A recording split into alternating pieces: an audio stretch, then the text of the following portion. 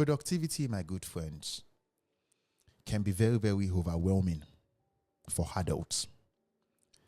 You know, you would think grown-ups should know that you're supposed to complete a task before you go to the next one.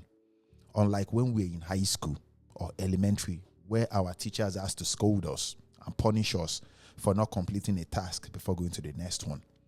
And this is where the scale of preference that we talk about, we famously talk about this on this platform, comes in. The scale of preference is when you write down everything you know you want to do from number 1 to whatever, let's say number 10 or number 5, and you rearrange them based off of how you know you can accomplish them. And the rules behind the scale of preferences, you must complete one task, at least the first one you pick, before you go to the next one. You get me? You're not going to do it faster by doing multiple tasks at the same time. You pick the most easiest one, or let's say the hardest one. Some people function that well.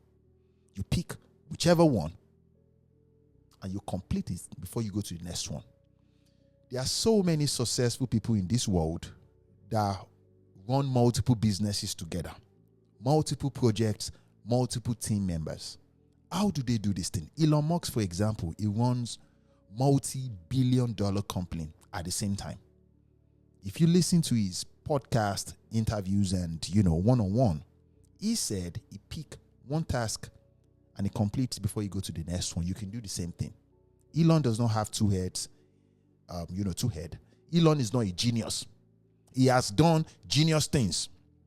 You can do the same thing too, my good friends. So that way, it doesn't seem like you're doing half-bake. You're running task halfway before you go to the next one. It doesn't even make any sense. The highest form of intelligence, my good friends, is you completing your heart desires. You getting, what is that thing? When you say you're going to do something, you complete it, you receive a joy or fulfillment from it. Now, this is what I've learned on personal levels. So you don't burn out. Do not care too much about the outcome.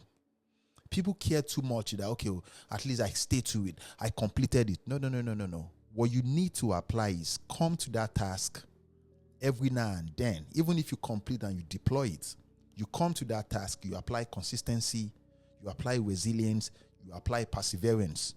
Don't care too much about win or losses. Because even when you fail, you learn from it. You fail forward. You keep coming back every day and you just keep pushing forward.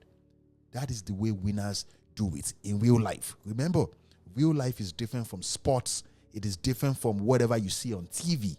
In real life, the one who can hold on, those are the ones that win.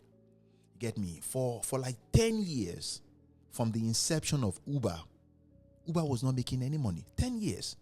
For like 7 years, from the inception of Facebook, they were not making any money, but they were showing up. Showing up every day, adjusting their strategies and applying and failing and applying those strategies and just keep going forward. From the outside, they are making money.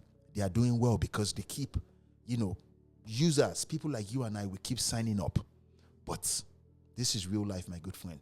Consistency, you get me? Finishing that task, re-strategizing, keep applying yourself. That is the way to win. You get what I'm saying?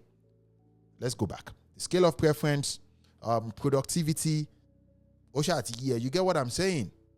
Chin up always, my good friends. And stand up tall like a human being, like a man is supposed to. It is a man's world. Sometimes I forget that on the Half Men podcast, we have 40% women. And, I like to talk to men because I believe men take more accountability. At least society is going to, we get scolded. Is it scolded? We get more disciplined, for not making something out of our life. So it is. That's why I prefer to talk to men. But stand up tall like a man is supposed to. You are a man. You get me? Irrespective of anything that happens to you, my good friends.